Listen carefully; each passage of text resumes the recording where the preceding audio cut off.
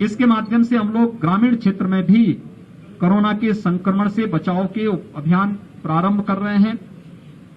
युद्ध स्तर पर इस कार्य योजना को आगे बढ़ाने का कार्य किया जा रहा है।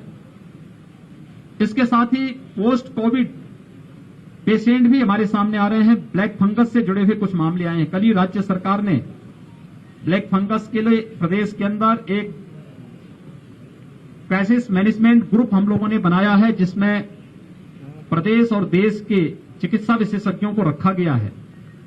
ये सभी ग्रुप इन सभी मुद्दों पर चर्चा करता है। सेकेंड वेव कैसे हम इसको फेस कर सकते हैं, थर्ड वेव में हमें क्या करना है, ब्लैक फंगस के लिए हमारी क्या रणनीति होनी चाहिए। कल उत्तर प्रदेश ने इसकी एक एडवाइजरी पूरे जनपदों में जारी कर दी है। इसकी लाइन ऑफ ट्रीटमेंट क्या होगी, क्या सावधानी बरतनी चाहिए, किसी भी पेशेंट के बारे में जो हाई रिस्क कैटेगरी पहले से पहले वेव में कहा जा रहा था कि मधुमेह से जुड़े, डायबिटीज से जुड़ा हुआ पेशेंट, उसको क्या सावधानी रखनी चाहिए, या हाई रिस्क कैटेगरी से जुड़े हुए लोगों को क्या सावधानी रखनी चाहिए, इन सभी को लेकर के कल एक व्यापक एडवाइजरी जारी की है। और इसके लिए भी मुफ्त में उपचार की व्यवस्था हर एक जनपद में बनाने की कार्रवाई के निर्देश दिए गए हैं। इसके साथ ही वैक्सीनेशन के कार्यक्रम को आगे बढ़ाने और थर्ड वेव को रोकने के लिए भी राज्य सरकार ने अपनी व्यापक रणनीति बनाई है। 45 से ऊपर के लोगों को भारत सरकार मुफ्त में वैक्सीन उपलब्ध करवा रही है। और मुफ्त में वैक्सीन उपलब्ध करवाने की इस कार्रवाई के साथ प्रदेश में अब तक हम लोगों ने 1.5 करोड़ लोगों को वैक्सीन हम दे चुके हैं। 18 प्लस में मेरठ जो कमिश्नरी है, इसमें 50,000 यूथ को अब तक वैक्सीन दिया जा चुका है। वैक्सीनेशन का एक कार्यक्रम हम लोगों ने फेज वाइज 18 प्लस के लिए फेज वाइज प्रारंभ किया है। पहले 9 जनपद जो सर्वाधिक एक्टिव केसेस जहां थे, पॉजिटिविटी ज्यादा थी, उन पे किया। फिर सभी नगर निगमों में हमने इसको लागू किया। अब सभी नगर निगमों के साथ ही हर कमिश्नरी मुख्यालय पर भी हम लोग कल से 23 जनपदों में 18 प्लस का वैक्सीनेशन का कार्यक्रम प्रारंभ होने जा रहा है। युद्ध स्तर पर इस कार्यक्रम को आगे बढ़ाने के साथ ही प्रदेश सरकार ने एक व्यापक रणनीति बनाई है, जो कि कोरोना कर्फ्यू को 1 सप्ताह के लिए आगे बढ़ाने का कार्य हुआ है। इस दौरान राज्य सरकार ने उन सभी लोगों को, 15 करोड़ लोगों को, जो पात्र गृहस्थी के, अंत्योदय के कार्ड धारक हैं, लेबर क्लास के लोग हैं, जरूरतमंद हैं, ऐसे लगभग 15 करोड़ लोगों को मुफ्त में राशन उपलब्ध कराने की 3 महीने का मुफ्त में राशन उपलब्ध कराने के कार्य को आगे बढ़ाया है। यह राशन प्रधानमंत्री गरीब कल्याण पैकेज के अतिरिक्त होगा। प्रधानमंत्री गरीब कल्याण पैकेज में एक यूनिट में 5 किलो खाद्यान्न निःशुल्क उपलब्ध कराया जा रहा है। उसके अतिरिक्त ये खाद्यान्न उसके अतिरिक्त होगा।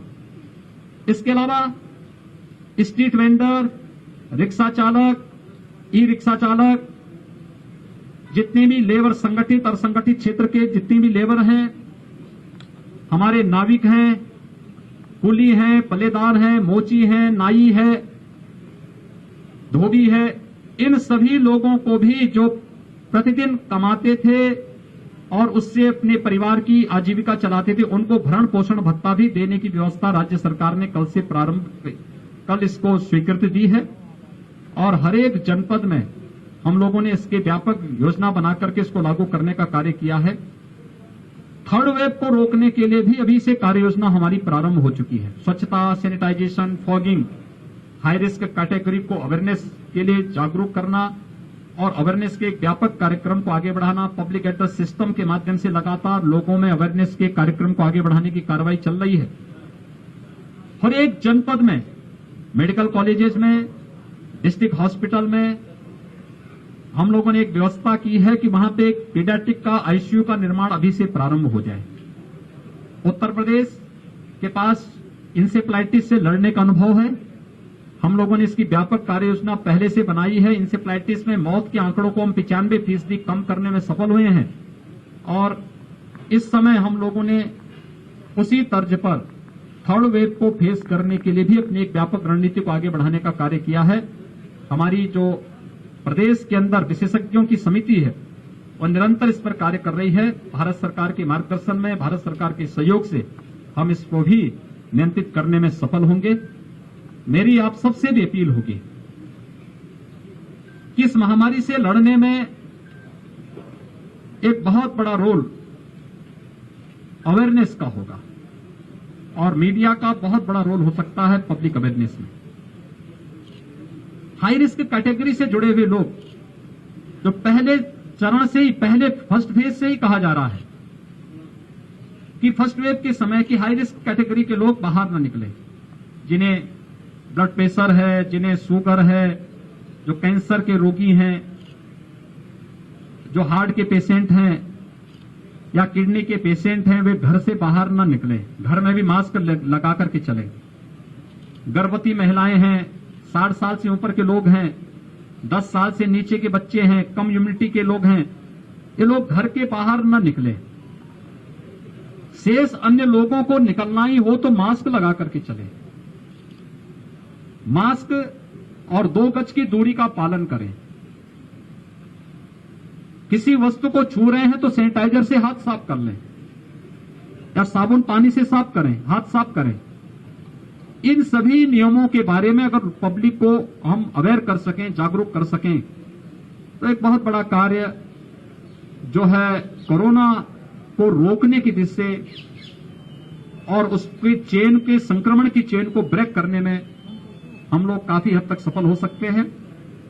देश की कोरोना के खिलाफ इस लड़ाई में आपके माध्यम से भी सभी लोग जागरूक हो सकेंगे। इस अपील के साथ आप सबको बहुत बहुत धन्यवाद। हमारे यहां जो सर्वाधिक एक्टिव केस जिस तिथि को पहुंचे थे वो 30 अप्रैल थी, जब 3,10,000 एक्टिव केस उत्तर प्रदेश में थे। और आज जब हम 16 मई में हैं, 16 मई को 24 घंटे में जो पॉजिटिव केस आए हैं वह आए हैं 10,600 और एक्टिव केस वह घट करके अब आए हैं 1,63,000 तक।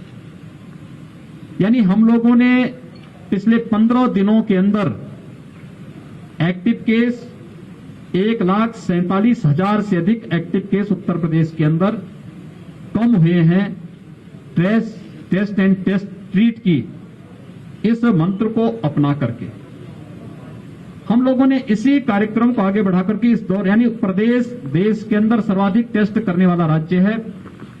आज 4.5 करोड़ टेस्ट कर उत्तर प्रदेश अपना पूरा कर चुका है और ये एग्रेसिव कैंपेन इस दिशा में उत्तर प्रदेश के द्वारा प्रारंभ निरंतर चल रही है।